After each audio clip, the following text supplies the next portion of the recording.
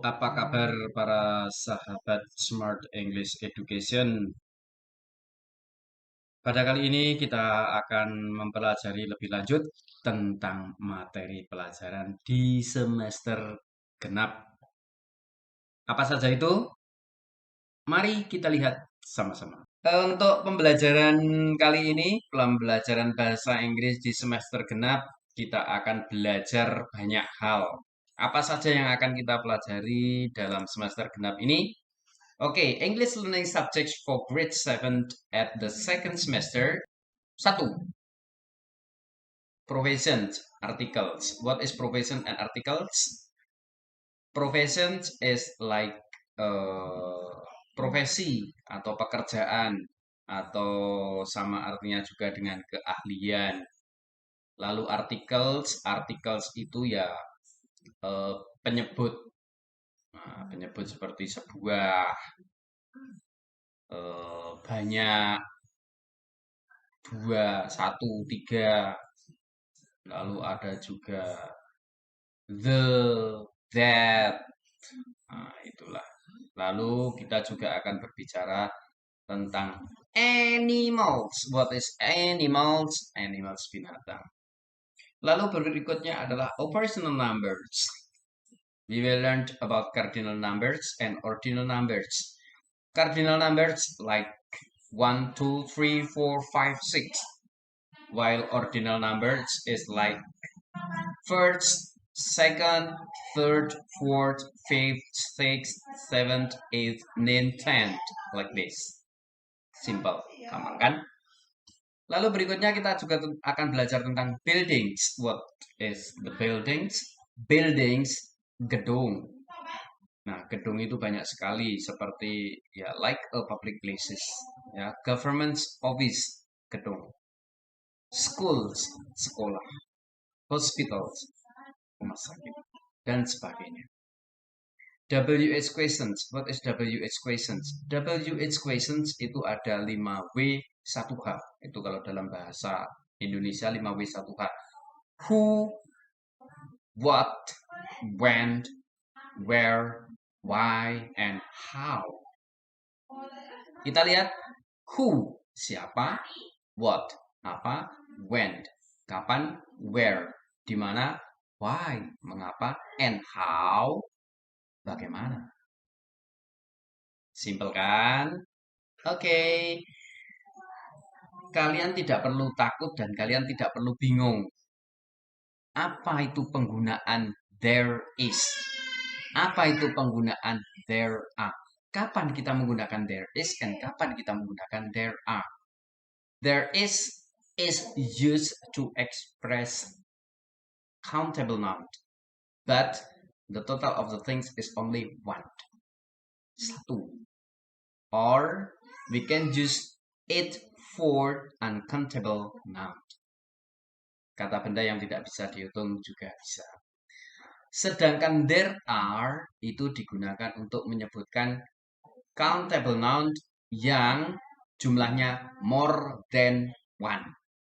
2, 3, 4, 5, 6, dan seterusnya. There are. Example, sedikit contoh saja ya.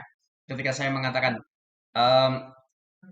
ini apa? There is antiseptic on this table. There is antiseptic on this table. Antiseptik merupakan cairan, sehingga kita mengatakan bahwa ini adalah uncountable noun. Apa sih pengertian uncountable noun? Uncountable noun adalah kata benda yang tidak bisa dihitung, tetapi dia bisa diidentifikasi dengan menggunakan benda lain untuk menghitung. Itu yang dimaksud. Oke, next, lanjut. Berikutnya adalah kata benda yang bisa dihitung dengan menggunakan there are. There are itu tadi saya bilang bahwa jumlahnya more than one. Nah, sekarang kita lihat. Ini apa ini? Ini gelas. Ada berapa? Kita bisa menghitung gelas ini. 1, 2, 3, 4, 5, 6, 7, 8, 9, 10. Ada 10. Maka kita akan mengatakan there are 10 glasses. Nah, kata glass ditambahi sis. Glasses. Kenapa? Because more than one. 10, 10. There are 10 glasses on the table. Simple sekali. Oke, berikutnya adalah kata adjektif. Kata adjektif adalah kata-kata sifat yang kita gunakan untuk menunjukkan keadaan sesuatu. Contoh, dia gadis yang baik. She is a good person. She is a good person. She is a beautiful girl. Dia adalah gadis yang cantik. Begitu. Oke kan? Oke. Lanjut. Kita juga akan belajar bagaimana kita mendeskripsikan sesuatu, menggambarkan sesuatu, menjelaskan sesuatu secara detail, secara komplit, secara lengkap. Ya. Contoh, kita punya teman, kita punya sahabat, namanya adalah Siska. Siska is my friend. Lalu kita jelaskan, Siska itu umurnya berapa, Siska itu keluarganya siapa, Siska itu punya saudara berapa, Siska itu bersekolah di mana, Siska itu hobinya apa. Kita jelaskan sedetail mungkin sehingga kita disebut mendeskripsikan tentang Siska. Apakah hanya Siska saja, Pak? Oh no, not only that. Banyak sekali, bukan hanya sekedar nama orang yang bisa kita jelaskan. Kita juga bisa menjelaskan sebuah mobil. Mobil yang sangat lux, mobil yang sangat mewah, mereknya Toyota Hiace misalkan. Ada lagi yang lain, oh bisa ada binatang. Contohnya apa? Binatang apa? Misalkan my cat. Nah, ini kan menjelaskan tentang kucing saya, bukan kucing orang lain. My cat. My cat is so beautiful. Setelah kita belajar tentang deskripsi atau descriptive text, kita akan belajar lebih lanjut tentang preposition time and place. Apa itu preposition time and place? Seperti halnya kata preposisi dalam bahasa Indonesia adalah kata depan.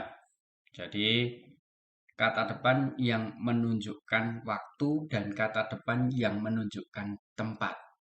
Seperti misalkan kalau waktu jam 9 malam, berarti at 9 p.m. Nah, kata at di sini adalah preposition of time. Nah, oke ya, seperti itu. Lalu seperti misalkan pada sore hari, berarti in the afternoon. Nah, in di situ adalah preposition. Lalu ketika saya bilang at night, berarti at itu juga preposition. Nah, lalu berikutnya in the morning. In the morning.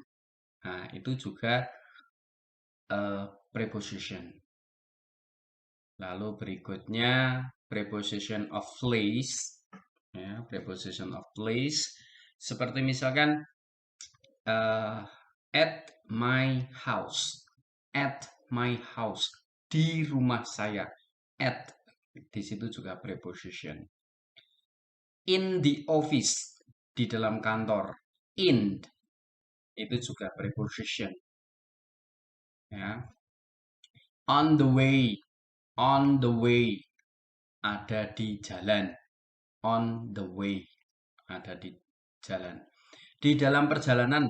In the way. Di dalam perjalanan. Maka kata in di situ juga preposition. Ya, in the way. Oke. Itu sedikit tentang preposition. Lalu instruction. What is instruction? Instruction itu sama artinya imperatif. Imperatif itu berarti kata perintah. Kata perintah itu berarti contohnya kalau dalam bahasa Indonesia ya open the door. Close the door. Open the window. Dengarkan saya. Lihat. Nah, itu adalah kata-kata atau kalimat perintah. Lihat, look, itu dalam bahasa Inggris. Listen to me please. Dengarkan saya. Open the door. Close the door. Ya, itu kalimat perintah ya. Oke, lanjut. Yang berikutnya adalah expressing warning. Expressing itu ya berarti ekspresi, berekspresi. Warning itu ya peringatan. Nah, jadi peringatan atau ekspresi tentang peringatan. Nah, apa itu ekspresi tentang peringatan? Alah, contohnya kalau ekspresi peringatan itu misalkan no entrance, dilarang masuk. Keep off the grass. Nah, jangan menginjak rumput.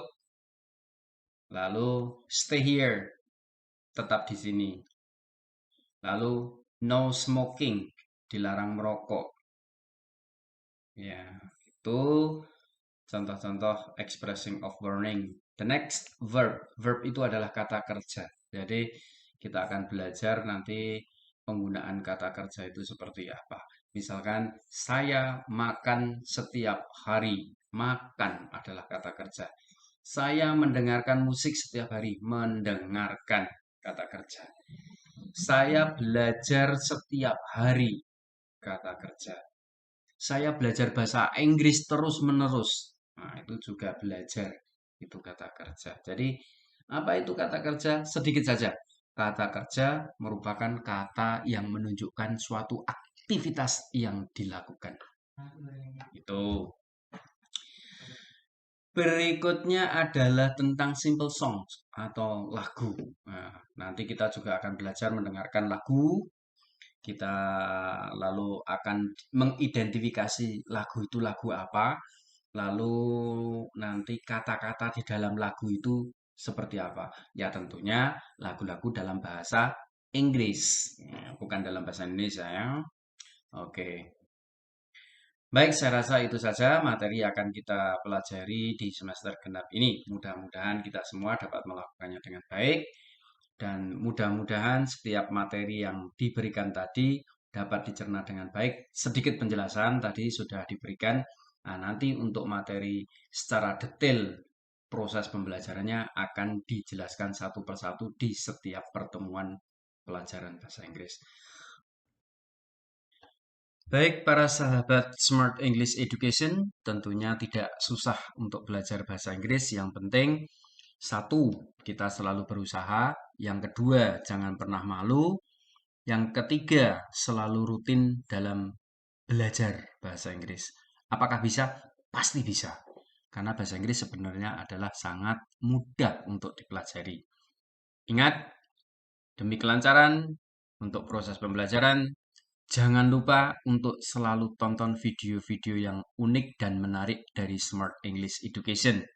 Tentunya materi-materi yang sangat simple, materi-materi yang sangat mudah dipelajari, dan dengan peragaan-peragaan yang sangat menarik. Tapi jangan lupa untuk selalu komen, like, and subscribe Smart English Education channel on YouTube. Thank you.